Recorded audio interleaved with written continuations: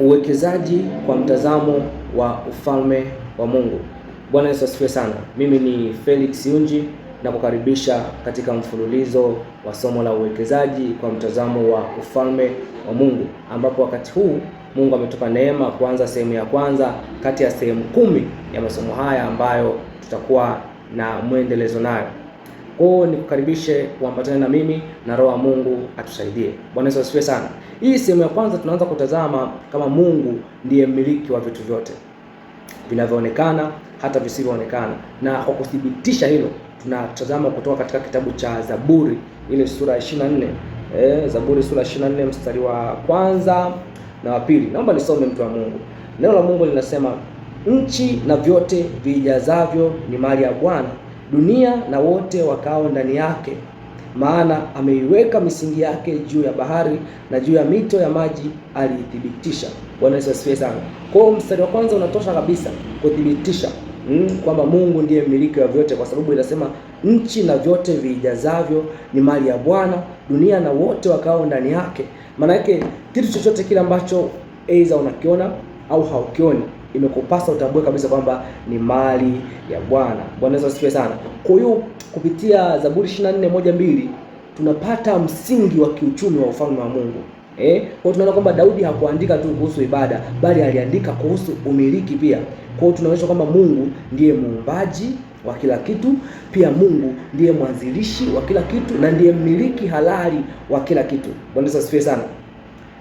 Maana yake kila kitu, kama umeona kuna shamba la korosho Mtwara, ujue ni Mungu ambaye alitengeneza mazingira ya hilo shamba liweze kulimwa korosho mazingira hayo.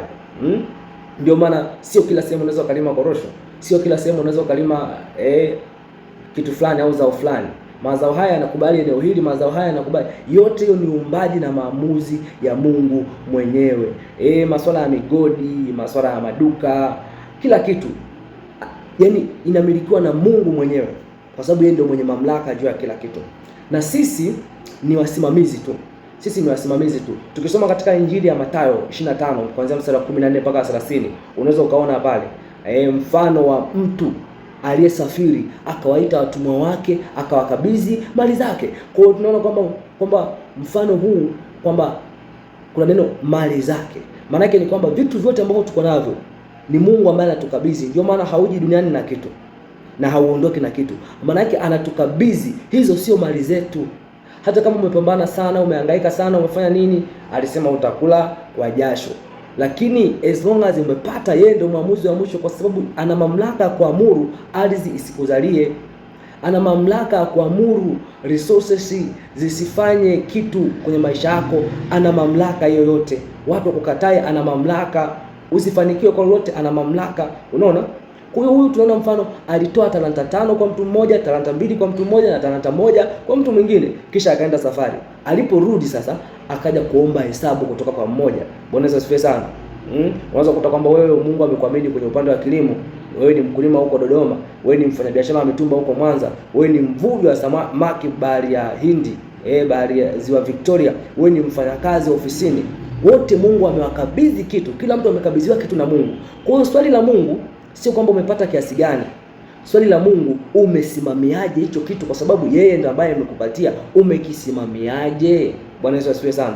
Kwa hiyo uwekezaji wa kibiblia unaanza na mtazamo wa uwajibikaji mbele za Mungu kwenye chochote kile ambacho amekupatia.